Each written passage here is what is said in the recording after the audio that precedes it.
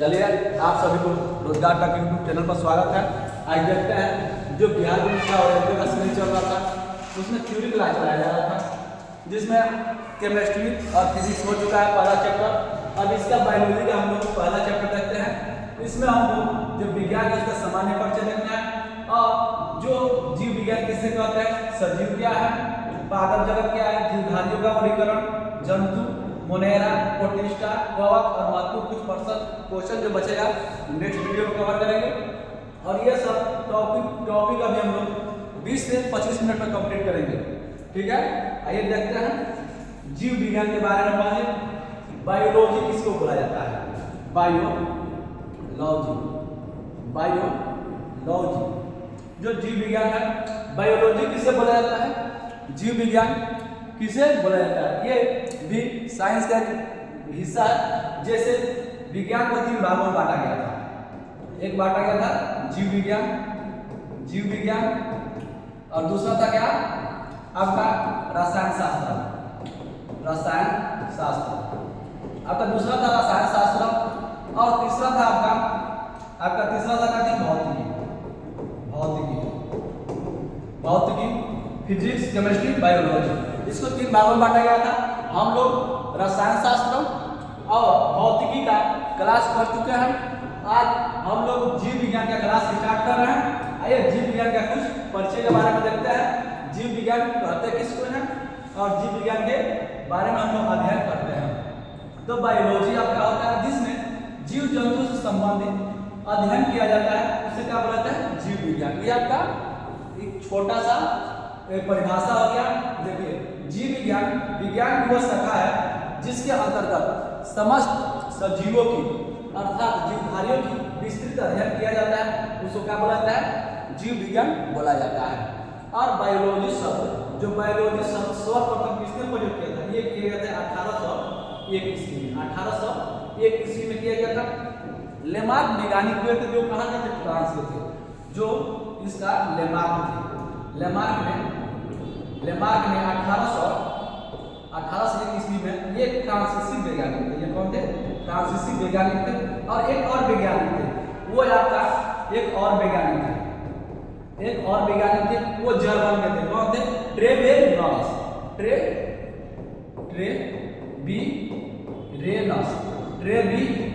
थे। यह एक जर्मन वैज्ञानिक थे। ये कहाँ के थे, ये जर्मन के वैज्ञानिक थे, जिन्होंने सर्वप्रथम आपका बायोलॉजी शब्द का प्रयोग किए थे। कब किए थे, 1801 ईस्वी में सर्वप्रथम लेमार्क थे फ्रांसीसी वैज्ञानिक और ट्रेबेनर्स से कहाँ के, जर्मन वैज्ञानिक थे। तो यहाँ से हम ये देखेंगे जीव विज्ञान की वह शाखा है जिसके अंतर्गत समस्त सजीवों जीवधारियों की विस्तृत अध्ययन किया जाता है, उसे जीव विज्ञान बोला जाता है। ठीक है, आगे आपका बायोलॉजी शब्द, जो बायोलॉजी शब्द का सर्वप्रथम प्रयोग किसने किया था, ये किया था 1801 ईस्वी में लेमार्क थे। कहाँ के वैज्ञानिक थे, ये फ्रांसीसी वैज्ञानिक थे। और दूसरा आपका थे ट्रेबीरेनस, ये कहाँ के थे, ये जर्मन वैज्ञानिक थे। इन्होंने ये जर्मन वैज्ञानिक थे, ये आप याद रखेंगे।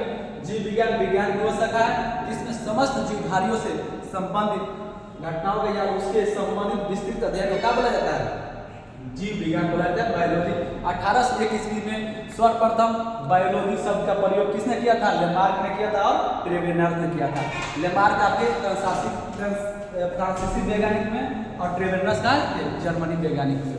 इन्होंने दोनों ने मिलकर के जीव विज्ञान शब्द का सर्वप्रथम क्या किए, प्रयोग किए थे। यहाँ से आप समझ गए होंगे, देखते हैं आगे।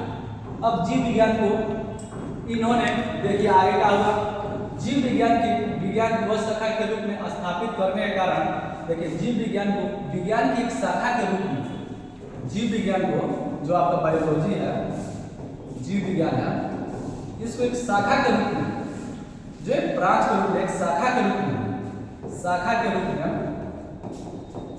रूप में क्या किए थे, ये अरस्तु ने प्रस्तुत किए थे। ये कौन किए थे, अरस्तु ने। शाखा के रूप में कौन किए थे, अरस्तु ने। ये अरस्तु ने सर्वप्रथम क्या किए थे, बायोलॉजी जो है उसको क्या किए थे, शाखा के रूप में स्थापित किए। जीव कारण अरस्तु को क्या बोला था, जीव विज्ञान के पिता बोला था। अरस्तु को क्या बोला था, जीव विज्ञान का पिता। जीव विज्ञान विज्ञान का पिता, father of biology, father of biology. ये फादर ऑफ बायोलॉजी कहे जाते हैं। किनको बोला जाता है? अरस्तु को फादर ऑफ बायोलॉजी बोला जाता है, जीव विज्ञान के पिता बोला जाता है। अरस्तु को जंतु विज्ञान के पिता बोला जाता है। जो अरस्तु है, अरस्तु को जंतु विज्ञान के पिता बोला जाता है। ये अरस्तु है आपके, अरस्तु को जीव विज्ञान के पिता और जंतु विज्ञान के पिता बोला जाता है। जंतु विज्ञान का पिता।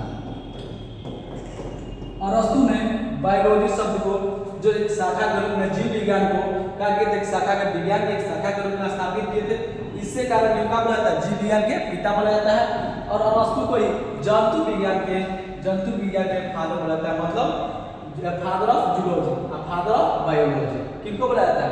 फादर ऑफ जूलॉजी अरस्तु और फादर ऑफ बायोलॉजी अरस्तु। उन्होंने अपनी पुस्तक का हिस्टोरिया एनिमिलिया, हिस्टोरिया एनिमिलिया इनका पुस्तक था। इनका पुस्तक का नाम था, इनका पुस्तक का नाम था हिस्टोरिया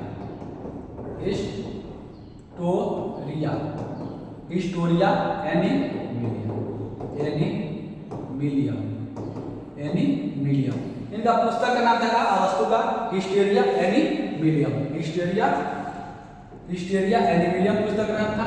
लगभग इन्होंने 500 जंतुओं का इन्होंने क्या किए थे? 500 जंतुओं का वर्णन किए थे। 500 जंतुओं का क्या किए थे? वर्णन किए थे। आइए अब समझते हैं जीव विज्ञान के एक शाखा के रूप में किसने प्रस्तुत किया था? ये आपका किए थे अरस्तु द्वारा। अरस्तु ने सबसे पहले क्या किए थे? विज्ञान को जीव विज्ञान के जो शाखा के रूप में जीव विज्ञान का किए थे, प्रस्तुत किए थे। और इन्होंने क्या किए थे? जीव विज्ञान इन्होंने क्या किए थे? पुस्तक लिखे थे। पुस्तक का क्या नाम था? हिस्टोरिया एनिमिलियम। इनका पुस्तक का नाम था हिस्टोरिया एनिमिलियम। और इन्हीं को जीव विज्ञान के पिता कहा जाता है और जंतु विज्ञान के पिता कहा जाता है। जीव विज्ञान और जंतु विज्ञान के पिता किसको बोला जाता है? जंतु विज्ञान के पिता किसको बोला जाता है? अरस्तु को ही बोला जाता है।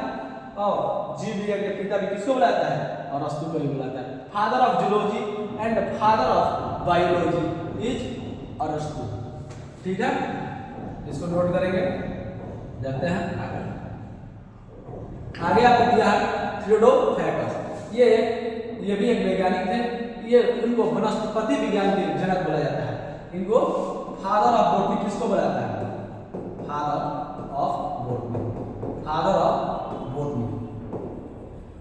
ऑफ बॉटनी वो थे काजी father of zoology, father of biology अरस्तु and father of botany is कौन? इज कॉल्ड, ये हो गया आपको थियोडोफैटस को बोला जाता है। ये फादर ऑफ बॉटनी बोला जाता है, यानी वनस्पति विज्ञान का पिता किसको बोला जाता है? थियोडोफैटस। एग्जाम में कंफर्म एक नंबर इसे फंसेगा। इसलिए इसको एकदम जो सामान्य विज्ञान के परिचय के रूप में जो चैप्टर आता है उसी के बारे में भी बताया जा रहा है। इनका एक बुक आया था जो थियोडोफैटस थे। इनका पुस्तक का नाम क्या था? पुस्तक का नाम था इनका हिस्टोरिया प्लेंटेरियम। उनका क्या था? हिस्टोरिया एनिमिलियम। और इनका पुस्तक का नाम था काजी हिस्टोरिया ऑफ प्लेंटेरियम। इनका नाम था काजी हिस्टोरिया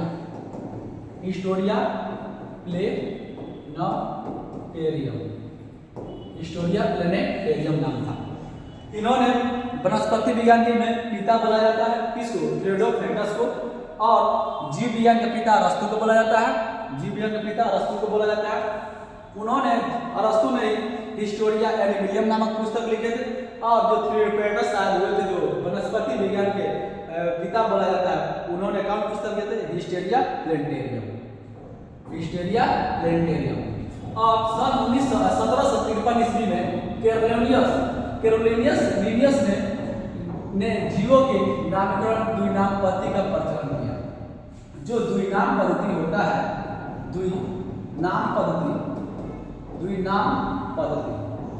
जो द्विनाम पद्धति होता है, इसको सर्वप्रथम 1753 ईस्वी में किसने दिया था? लिनियस ने दिए थे। कैरोलिनियस। इसको कौन दिए थे? लिनियस ने दिए थे।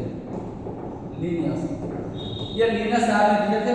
जो द्विनाम पद्धति होता है उसको पहले आपका उसके जो लैटिन शब्द होता है, लैटिन भाषा द्विनाम पत्नी में पहले वंश का नाम होता है, उसके बाद से आपका जाति का नाम होता है।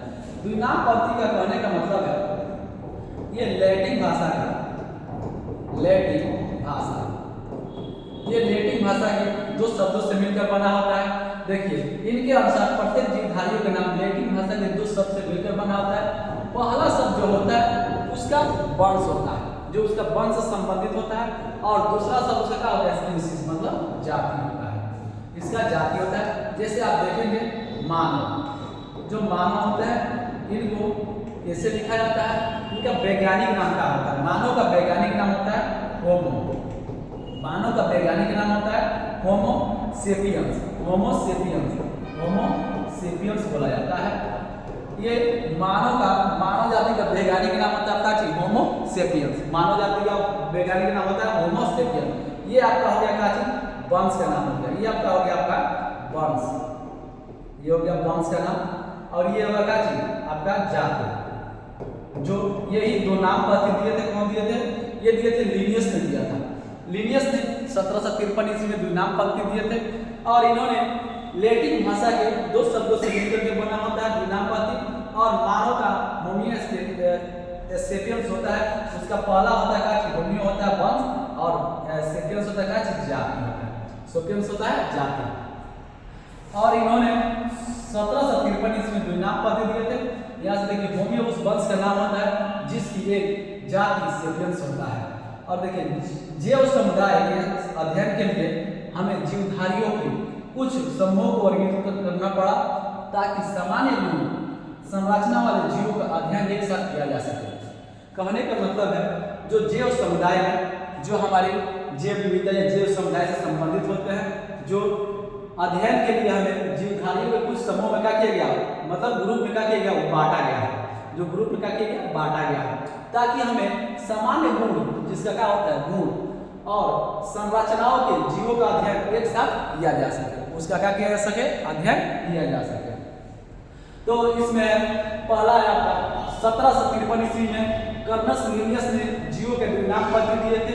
द्विनाम पंक्ति को जैसे मानव का होता है होमो सेपियंस होता है, तो होमो का है आपका वंश का नाम है, और जाति के नाम का है सेपियंस, ये इसका वैज्ञानिक नाम है। ठीक है, अब आगे आता है जैव समुदायों का अध्ययन के लिए कुछ समूहों को वर्गीकृत किया गया है ताकि सामान्य गुण वाले संरचना जीवों का अध्ययन एक साथ किया जा सके। जो जीवों का एक साथ किया जा सकता है, आइए उसको देखते हैं किसे बांटा गया है। एक अभी जो आधुनिक जीव विज्ञान में सर्वाधिक मनाया था बैक्टीरिया, जो बैक्टीरिया ये क्या कहते हैं, 5 जगत का क्या कहते हैं वर्गीकरण किए थे, ये आपका 5 जगत में क्या किए थे, 5 जगत में वर्गीकरण किए थे, जगत में वर्गीकरण ये कौन किए थे, ये एक वैज्ञानिक थे जिनका नाम था वेक्टेयर साहब ने क्या किए थे, इन्होंने 5 जगत में जीव विज्ञान के आधुनिक युग में जीव विज्ञान में सर्वाधिक मान्यता दिया जाता है, किनको जो 5 वर्गों में वर्गीकृत किया गया था। इन्होंने जीवों को जगत को 5 बड़े वर्गों में बांटा था। इन्होंने जीव जगत में क्या किए थे, 5 वर्गों में बांटे थे। तो जो 5 वर्ग में बांटे थे उसमें क्या होता है, पहला होता है आपका क्या चीज मोनेरा, दूसरा आपका होता है प्रोटिस्टा, और तीसरा आपका होता है कवक होता है, और चौथा होता है पादप, और पांचवा होता है जंतु। इन्होंने 5 वर्गों में बांटा था, जो मोनेरा, प्रोटिस्टा, कवक, पादप, जंतु, इन्होंने 5 वर्गों में किसमें बांटा था, मोनेरा, प्रोटिस्टा, कवक, पादप, जंतु। अब यहाँ पे देखिए पादप अलग है, जंतु वगैरह, जब सेल वाला कोई टॉपिक पढ़ेंगे उसमें आप दोनों के बारे में क्या करेंगे, विशेष इससे चर्चा किया जाएगा। ठीक है, अभी हम देखते हैं मोनेरा, प्रोटिस्टा, कवक और थोड़ा बहुत पादप, जंतु के बारे में थोड़ा हम अध्ययन कर लेते हैं, और आगे की क्लास में सब का हम अध्ययन करेंगे। वही दिया 5 जगत, मोनेरा, प्रोटिस्टा और कवक, पादप और जंतु। मोनेरा, प्रोटिस्टा, पादप, कवक, जंतु। मोनेरा, प्रोटिस्टा, देखिए मोनेरा, प्रोटिस्टा, कवक, पादप, जंतु। मोनेरा, प्रोटिस्टा, कवक, पादप, जंतु। ये आ गया आपका मोनेरा, पहला था आपका मोनेरा। तो मोनेरा के बारे में हम देखते हैं। मोनेरा आपका एक कोशिकीय प्रोकैरियोटिक होता है। अब प्रोकैरियोटिक होता है, इसके बारे में यूकैरियोटिक और प्रोकैरियोटिक के बारे में हम नेक्स्ट वीडियो सेल वाले में करेंगे। ये एक कोशिकीय प्रोकैरियोटिक जीव का समूह होता है। ये कैसे होता है? एक कोशिकीय होता है, जीवों को एक कोशिकीय और बहुकोशिकीय में बांटा गया है। और मोनेरा का होता है एक कोशिकीय होता है, मानव, घोड़ा, हाथी, ये सब का होता है बहुकोशिकीय जीव होता है। ये मोनेरा होता है, ये एक कोशिकीय प्रोकैरियोटिक जीवों का क्या है? समूह है। ये कोशिकीय प्रोकैरियोटिक समूह का जीव है। ये स्वपोषी और विषमपोषी, ध्यान रखेंगे इसको। ये क्या होता है? ये स्वपोषी और विषमपोषी। स्वपोषी मतलब खुद से अपना भोजन का करता है, बनाता है, या विषमपोषी भी होता है। इसमें एग्जाम्पल में क्या हो जाएगा? बैक्टीरिया हो जाएगा, माइक्रोप्लाज्मा हो जाएगा, माइक्रोप्लाज्मा हो जाएगा। ये मोनेरा का होता है, एक कोशिकीय जीव होता है, और ये प्रोकैरियोटिक होता है। एक कोशिकीय प्रोकैरियोटिक जीव समूह होता है। इन्होंने ये स्वपोषी और विषमपोषी दोनों होते हैं। इसका एग्जाम्पल क्या हो जाएगा? बैक्टीरिया, माइक्रोप्लाज्मा, बैक्टीरिया और माइक्रोप्लाज्मा। आगे देखिए, आगे आपका काची दूसरा आपका प्रोटिस्टा। ये बहुकोशिकीय यूकैरियोटिक जीव है। अभी आपको बताया थे जीवों को दो भागों में बांटा है, एक बहुकोशिकीय और एक कोशिकीय। इसमें प्रोटिस्टा का है, एक कोशिकीय जीव है और यूकैरियोटिक होता है। इसमें देखिए ये स्वपोषी विषमपोषी दोनों तरह के होते हैं। प्रोटिस्टा भी क्या होता है? स्वपोषी और विषमपोषी दोनों तरह का होता है। और आप पीछे अभी पढ़े थे मोनेरा, ये भी क्या होता है? स्वपोषी और विषमपोषी दोनों होता है, लेकिन वो एक कोशिकीय होता है, ये बहुकोशिकीय होता है। ये दोनों में अंतर है, ये बहुकोशिकीय होता है, वो एक कोशिकीय होता है। और देखिए इसका एग्जाम्पल है सेवाल, डायटम, प्रोटोजोआ, इबिलिना, पैरामीशिया, कोलेरा और अमीबा।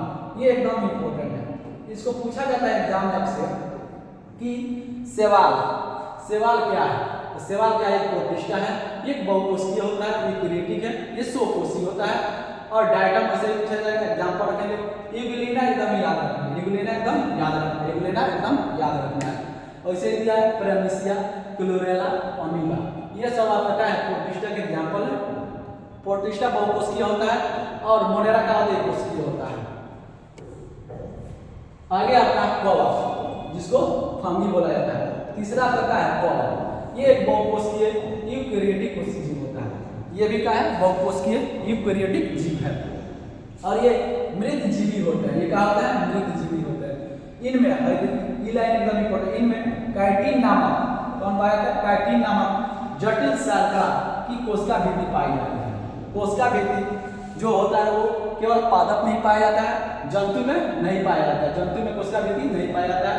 ये काइटिन नामक जटिल शर्करा की कोशिका भित्ति पाई जाती है। किसमें? कवक में पाई जाती है। कवक का होता है, ईस्ट होता है, पेनिसिलियम होता है और मशरूम। ये याद रखिएगा, जो मशरूम हम लोग खाने के लिए का है कवक है। मशरूम का है, मशरूम का है, कवक है। मशरूम आपका क्या है? कवक है। मशरूम आपका कवक है। और ये काइटिन नामक जटिल शर्करा कोशिका भित्ति से बना होता है। कोशिका भित्ति जो बाहरी आवरण होता है वो होता है पादप में होता है, पादप में होता है, लेकिन जंतु में नहीं होता है, मतलब जंतु में नहीं होता है। ये देखिए कवक का होता है, मृतजीवी होता है और ये बहुकोशिकीय यूकैरियोटिक जीव होता है। कवक का होता है बहुकोशिकीय मृतजीवी होता है। आगे आता है जंतु, आपका पादप होता है, पादप है। और ये बहुकोशिकीय यूकैरियोटिक होता है। पादप का होता है बहुकोशिकीय होता है, पादप का होता है बहुकोशिकीय होता है और यूकैरियोटिक जीव है, जिसमें ये क्लोरोफिल की उपस्थिति के कारण ये स्वकोषीय होते हैं। पादप का मतलब होता है पौधा, पादप मतलब पेड़ पौधा, पादप मतलब होता है पेड़ और पौधा, पेड़ पौधा होता है। इसमें क्लोरोफिल के कारण क्या होता है? स्वही, मतलब स्वतः ही क्या करता है? भोजन का निर्माण करता है। जो स्वतः ही अपने से भोजन का निर्माण करे उसका मतलब स्वकोषी बोला जाता है, उसका बोला जाता है स्वकोषी बोला जाता है। पादप में ये बहुकोशिकीय होते हैं और यूकैरियोटिक जीव होते हैं। और ये जंतु का देखते हैं, जंतु का बारे में ये आपका चौथा था और ये 5 थे।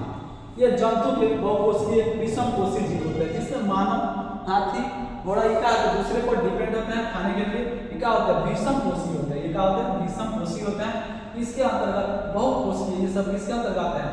ये बहुकोशिकीय के अंतर्गत आते हैं। ये सब थे आपके जो 5 भागों में वर्गीकरण किया गया था। जो 5 भागों में आपके आधुनिक जो जीव विज्ञान में सर्वाधिक बनाया था, किसने दिया था? विक्टिया ने दिया था। 5 भागों में आपको बांटा गया था, मोनेरा, प्रोटिस्टा, कवक और पादप और जंतु। जंतु के रूप में बांटा गया था, 5 भागों में बांटा गया था। इसके बारे में हम लोग लाइन वाइज थोड़ा बहुत इसको जाने, आगे नेक्स्ट क्लास में क्या करेंगे, इसको और विस्तृत अध्ययन करेंगे। और मोनेरा का एक कोशिकीय प्रोकैरियोटिक होता है, ये स्वकोषी विषमकोषी दोनों होता है। इसका एग्जाम्पल बैक्टीरिया माइक्रोप्लाज्मा होते हैं। और दूसरा है आपका प्रोटिस्टा, ये बहुकोषीय यूकेरियोटिक जीव होते हैं। ये स्वकोषी और विषमकोषी दोनों होते हैं, स्वकोषी और विषमकोषी दोनों होते हैं। इसके एग्जाम्पल है सेवाल, डाइटम, प्रोटोजोआ, यूग्लेना और प्रेमिसिया और क्लेरा। और एक होता है क्या, अमीबा, इसको याद रखिए, अमीबा, अमीबा है, यूग्लिना है, प्रेमिसिया है।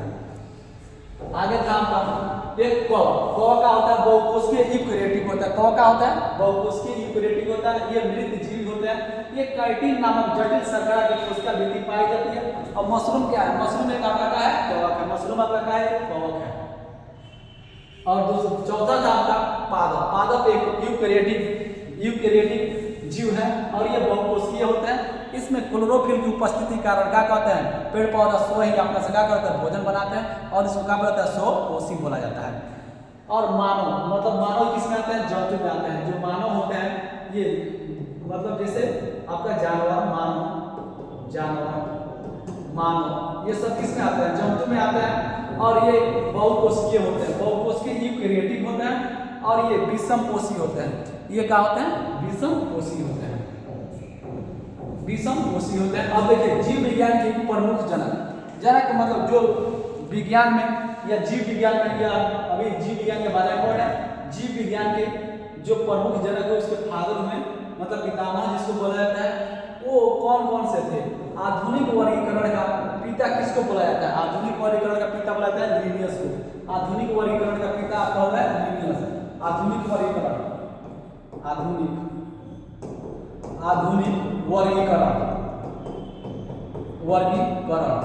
आधुनिक वर्गीकरण का पिता किसको बोला जाता है, लिनियस।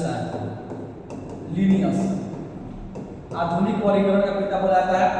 मॉडर्न क्लासिफिकेशन किसको बोला, किसने किया था, ये किया था कौन, लिनियस ने। लिनियस ने आनुवंशिकी का पिता किसको बोला जाता है, फादर ऑफ जेनेटिक्स, मेंडल को। फादर ऑफ जेनेटिक्स किसको बोला जाता है, मेंडल साहब को बोला जाता है। और द्विनाम पद किसने दिया था, लिनियस ने दिया था। आधुनिक वर्गीकरण का पिता लिनियस को, द्विनाम पद किसने दिया था, लिनियस ने दिया था। हरित क्रांति का जनक किसको बोला जाता है, देखिए ये दोनों में अंतर है। ये भारत का हरित क्रांति के जनक बोला जाता है doctor S Swaminathan. Doctor S Swaminathan को बोला जाता है हरित क्रांति, मतलब भारत के हरित क्रांति के जनक बोला जाता है डॉक्टर एस स्वामीनाथन को। और यहाँ पर दिया हरित क्रांति के जनक डॉक्टर नॉर्मल बोरलॉग को बोला जाता है। और जब भारत लगा दिया क्या रहेगा, एस स्वामीनाथन। और जो हरित क्रांति के खाली जनक देगा ऑप्शन में रहेगा, क्या होगा, नॉर्मल बोरलॉग को भी हरित क्रांति का जनक कहा जाता है। ये एक अमेरिकी वैज्ञानिक थे, ये एक भारतीय थे। और द्विनाम पद्धति का जनक किसको माना जाता है, लिनियस को माना जाता है। और आधुनिक वर्गीकरण का पिता किसको माना जाता है, लिनियस को माना जाता है। आनुवंशिकी का genetics of father of genetics किसको बोला जाता है, मेंडल साहब को बोला जाता है। द्विनाम पद्धति लिनियस, हरित क्रांति के जनक बीच में पूछेगा ये ऑप्शन में स्वामीनाथन रहेगा तो किसको मारेंगे, नॉर्मन बोरलॉग को माना जाएगा। और भारत के हरित क्रांति का जनक किसको बोला जाता है, एमएस स्वामीनाथन को, एमएस स्वामीनाथन। इस चैप्टर से एक क्वेश्चन जरूर रहेगा आपका एग्जाम में। अब देखिए श्वेत क्रांति, वो था हरित क्रांति फसल के लिए चलाया गया था। श्वेत क्रांति आपका दूध के लिए, श्वेत क्रांति ये आपका दूध से संबंधित है, दूध के लिए भी चलाया गया था। और जो आपका यहाँ पर अभी हम पढ़े थे हरित क्रांति, ये हरित क्रांति आपका किससे था, फसल से था या कृषि से था, फसल या कृषि उत्पादकता दशा हरित क्रांति चला था। ये यहाँ पे श्वेत क्रांति जो दूध उत्पादन से संबंधित था, इसको डॉक्टर वर्गीज कुरियन को माना जाता है। जो वर्गीज कुरियन थे, इसको श्वेत क्रांति का पिता इन्हीं को माना जाता है। जनक किसको माना जाता है, श्वेत क्रांति का माना जाता है वर्गीज कुरियन को। अब है आपका पारिस्थितिकी, ये एक भारतीय वैज्ञानिक थे।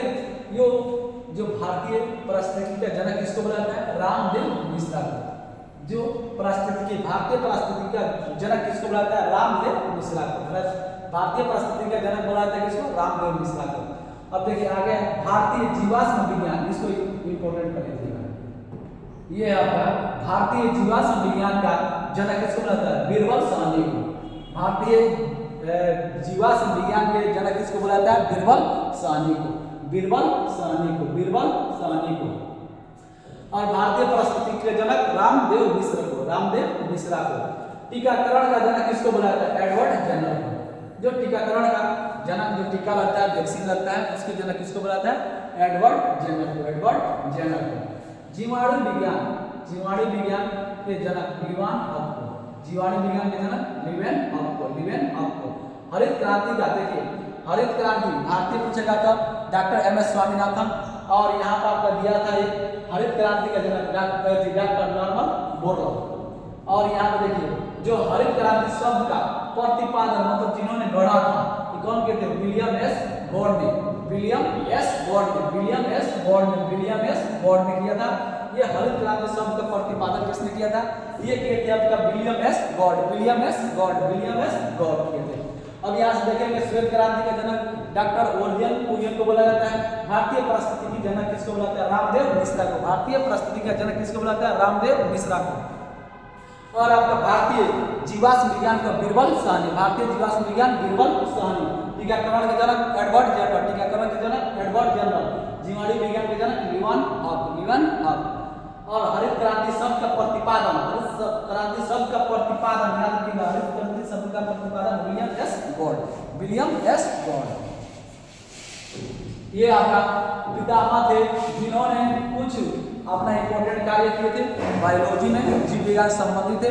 इसी तरह से आपका आगे की जो इसका शाखा है जिसका अध्ययन किया जाता है वो नेक्स्ट क्लास में आएगा।